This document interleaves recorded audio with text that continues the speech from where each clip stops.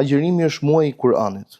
Pra, siç na cilëson Zoti i Gjithësisë, që në të u shpall Kur'ani. Ndaj dhe kanë thënë, ai Kur'ani u shpall në muajin e Ramazanit dhe e bëri muajin më të veçantë. U zbrit në natën e Kadrit dhe e bëri natën më të veçantë. Ju shpall profetit Muhammed alayhis salam dhe e bëri më të veçantë në mesin e mbar profetëve.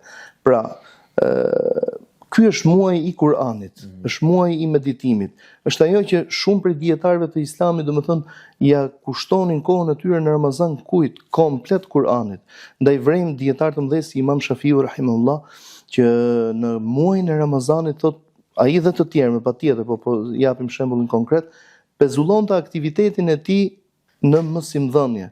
Dhe thonte dua të jemi fokusuar domethënë në shfrytëzimin e Ramazanit. Dhe vrejmë se shumë prej tyre ka patur një numër të konsiderueshëm në mesin e dietarëve dhe figurave fisnike nga figurat e historisë islame, vrejmë se në Ramazan thot bënin hatme 2 herë në ditë.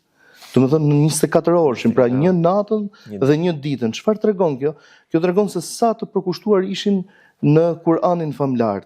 Dhe për leximin e Kur'anit, pasi është muaji domethënë i Kur'anit konkretisht, është muaji i Kur'anit se të u shpall, profeti alayhis salam ka thënë çdo harf, çdo shkronjë të cilën e lexon kënduesi, thot i ka 10 sevape. Nuk them se Elif Lam Mim, pra siç e dim kemi 15 sura në Kur'anin famlar, ku hyrjet e tyre janë disa iniciale, domethënë, si Elif Lam Mim, Kaf, Taha e tjera me radhë, thot nuk them se Elif Lam Mim është 10 sevape, po them Elifi 10 sevape, Lami 10 sevape, Mimi 10 sevape.